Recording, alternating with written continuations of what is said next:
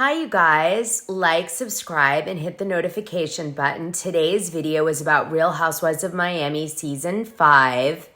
By the way, I did a live yesterday with Sarah Jane Warner.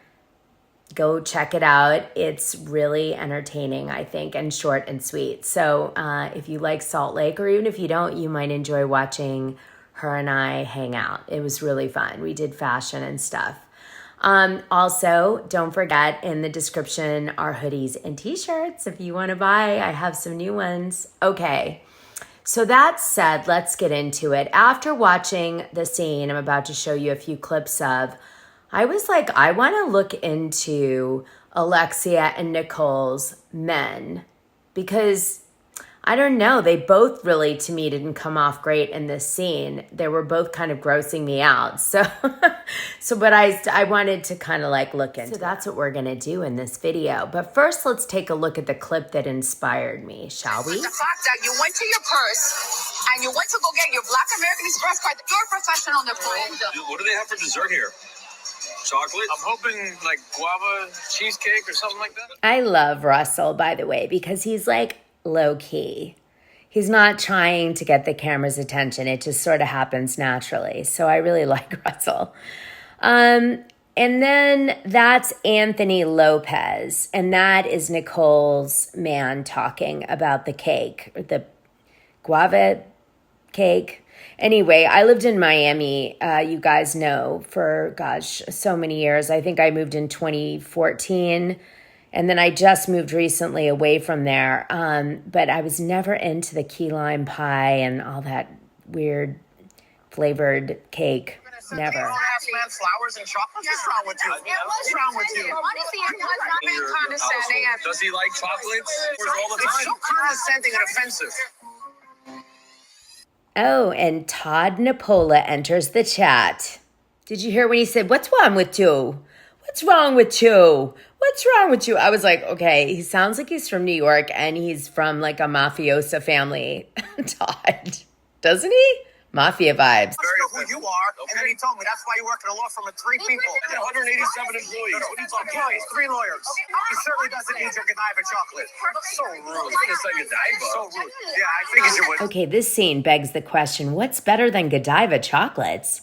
What am I missing? This is Anthony Lopez's law firm, which he's CEO of, and they do insurance claims, which is a big business in Miami because you can charge as a lawyer top hourly. And if you win or settle for your client, you're going to get paid. And nobody pays more per hour than an insurance company. So it's actually super lucrative business, especially given the amount of hurricanes and hurricane damage that occurs in Miami. In fact, many insurers have had to leave. So he's in a very lucrative business, which explains why Nicole has a black card, because as an anesthesiologist, she does all right, but not that all right, like black card all right. So yeah, good for him. He's got a nice plane and all sorts of stuff. This is his Insta page, beating up insurance companies since 2005. The reason he's saying that is a lot of the insurance companies hate to pay on claims, you know, especially adjusters, you know, they go on the higher side sometimes. So this is his background. He was a partner from 2007 to 2021 in Marin, Elijaic, and Lopez for 15 years in Coconut Grove, Florida. And then it looks like he started his own business in 2020 alone as CEO of Your Insurance Attorney. And of course, he advertises a lot around town because that's what you do when this type of attorney. This and liability or ambulance chasers, they call them. Anyway, so December 2020 to present is that one. And then he's a committee chairperson on the Consumer Protection Alliance. That's nice. Fighting insurance companies, one insurance company at a time. And also fighting Real Housewives of Miami, Alexia. Well, I went on his website and he has 39 employees working for him in different capacities as attorneys and property damage, partners, senior partners. I didn't see 149, maybe his other offices, but at least out of the Miami one, There's 39. Not 3, 39. Wonder where Alexia gets her info. It's like she has the right idea, dig in the dirt, but she doesn't dig it properly. She should just join the Patreon and let me do it for her. Here's a young Todd Nepola.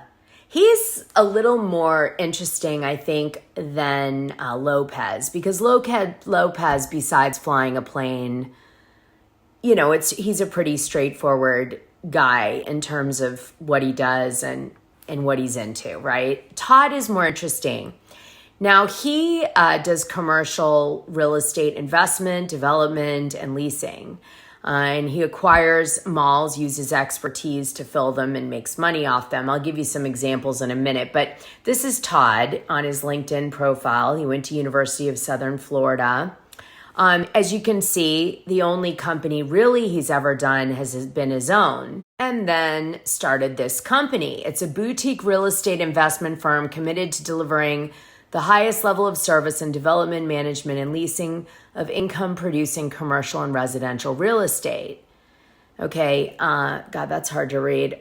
Our focus ranges from new construction, existing properties, rental, and commercial properties. I mean, that's like everything. We recognize each property and owner has their individual needs, so we make sure to deliver a unique experience to meet and exceed their standards. Okay, this came from a Miami real estate magazine called The Real Deal. I like this magazine for a source because they will also cover lawsuits against people, not just, you know, what they acquire and stuff. It's like an industry rag in Miami. But anyway, here's Todd Nepola paying $24 million for a Lauderdale Lakes shopping center. This is a newer deal, happened in 2022. He got it for a good price. It says in April, Nepola paid $12.7 million for the shops of Lake Worth and the Coco Plum Plaza in West Palm Beach. Last year, his firm bought Crossroads Plaza, a shopping center in Margate, for $10.7 million, and a Lauderhill shopping center, Promenade Plaza, for $12.8 million. So he's really good at taking like strip mall type shopping centers and kind of fixing them up, pricing them right, and getting them rented out. And so he can make, you know, money. That seems to be a sweet spot for him. Now, this is a book he wrote called Keeping It Real on Commercial Real Estate. And I think it's pretty recent from the picture they used on the cover.